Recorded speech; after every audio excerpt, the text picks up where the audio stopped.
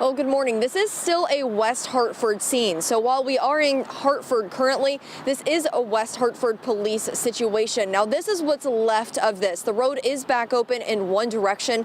That's heading towards Bartholomew Avenue, away from the highway overpass at this point. But what I can tell you is that within the past few minutes, we did see, if you'll stay right in this grassy area on this spot here, that is where the carjacked car ended up crashing right behind that tree over there. They just towed it off a few minutes ago. It was a BMW SUV, and I was told by witnesses that actually saw the whole thing, some of them at the beginning of the chase and some of them at the end of it.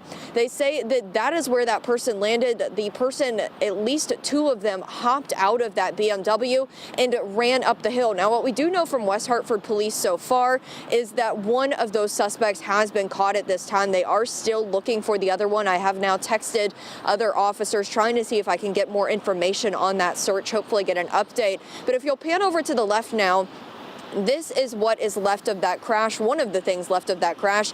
I was told by a man that was just in this area that that BMW came through and plowed several cars on Park Street here out of his way. They say that this is one of the ones that has been damaged. I don't know if that person inside was injured or not. I am still waiting to hear from police. But unfortunately, what I can't show you is that even further up the road, at almost every light, for about 3 lights, there is at least one other damaged car. I again heard from that witness that said that person just tried to plow through cars to get through. But the interesting thing is there was also a woman that saw the beginning of this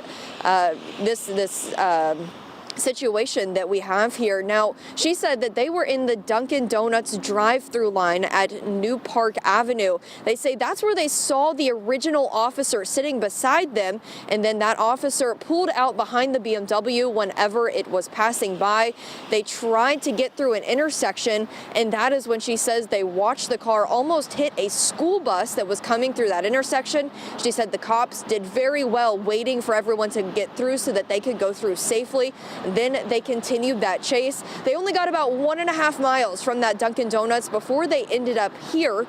She says that they watched the whole thing. They couldn't believe their eyes. But again, we are waiting to hear more official information from police at this time. Hopefully we can get an update on whether or not both suspects in that original carjacking and then the chase this morning, see if they have been caught. I'll get more details as soon as I can. Live in Hartford, Brooke Griffin, Fox 61 News.